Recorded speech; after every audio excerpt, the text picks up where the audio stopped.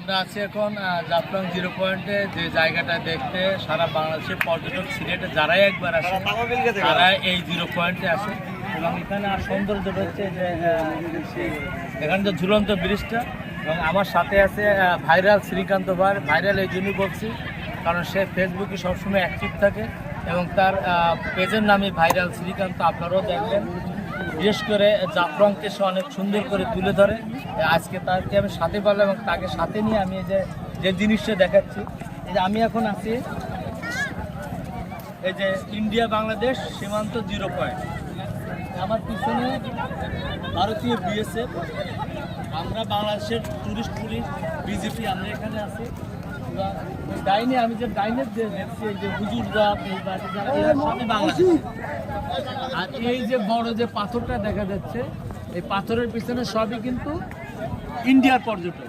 আর আজকের ইন্ডিয়ার পর্যটক বেশি, কারণ আজকে ওদের আমাদের যেমন শুক্রবার বন্ধ থাকে, অনেক লোক বেশি আসে। এইটি আবার ভারতের সীমানে আবার হলো এরা আসে রবিবার। এই রবিবারটা তারা আসে এবং তাদের সমস্ত যারা আবার শিলংয়ে আসে একবার, বিশেষ করে ভারতের শিলংয়ে যারা ভারতীয় ব্যবসায়ীরা বেড়াতে আসে তারা কিন্তু এই জায়গাটা আসে।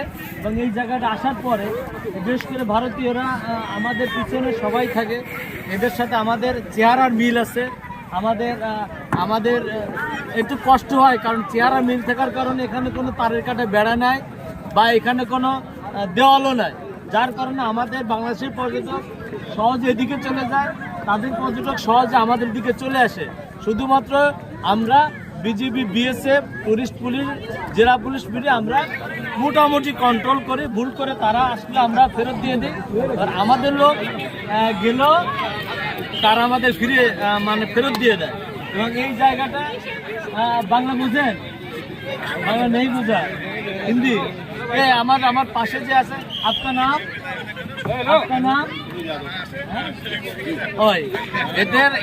এদের যে নিরাপত্তাটা এই জায়গা জিরো পয়েন্টে খুবই, আমাদের বাংলাদেশি পর্যটক দেখেন, এই যে বাংলাদেশের পর্যটক, এই যে এলো সব আমাদের বাংলাদেশি পর্যটক এইটা।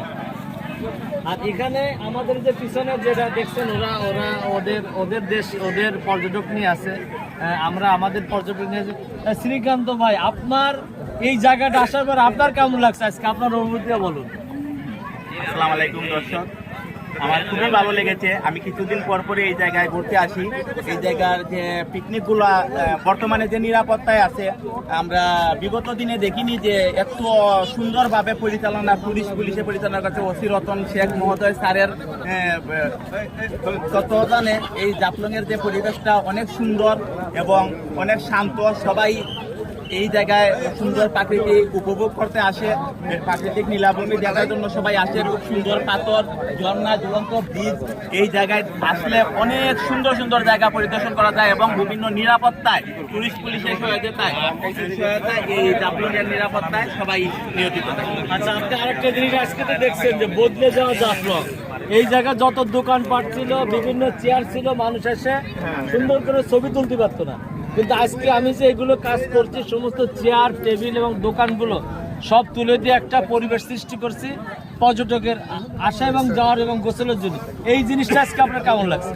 অনেক ভালো লেগেছে, কারণ আমরা আগে যখন আসতাম এই জায়গায় ঘোরার জন্য তখন দেখতাম যে সানাসুরের প্যাকেট, বিভিন্ন ধরনের বোতল বা এর অনেক ময়লা থাকতো এই জায়গায়। এখন আমরা আসার পর এরকম ময়লার দেখার প্রয়োজন হয় না, কারণ এই জায়গা আপনাদের সহযোগিতায় অনেক সুন্দর রয়েছে, পরিবেশটা অনেক সুন্দর রয়েছে, পরিবেশটাও সুন্দর রয়েছে, দোকানপাট এবং মানুষের চলাফেরাও অনেক ভালো রয়েছে।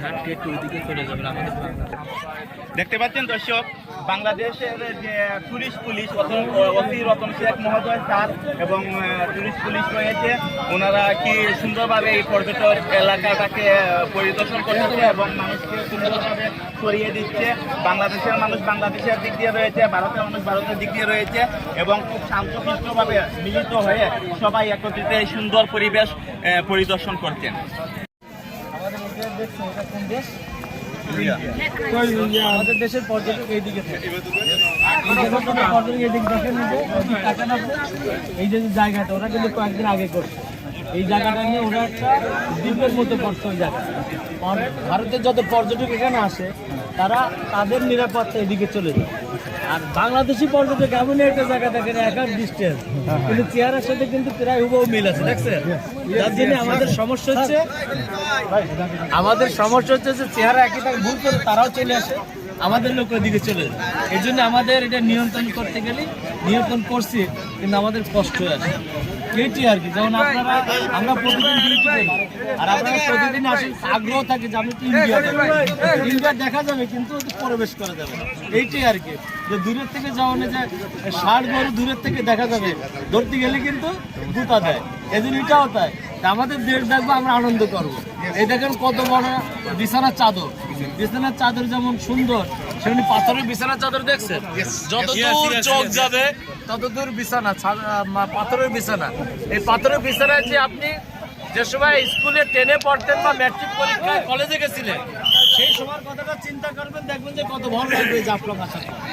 মানে এই বয়স থেকে বেরোয় যেতে হবে, বেরোয় যে ফার্স্ট ইয়ারে চিন্তা করতে হবে যে আমি ফার্স্ট ইয়ারে পড়ি চাদরের বিছানায়, কারণ এটা তো ধুলা নাই, ওই পাথরের পরে শুয়ে থাকতে হবে। ধন্যবাদ জাফলং ভ্রমণ করার জন্য, অবশ্যই ধন্যবাদ।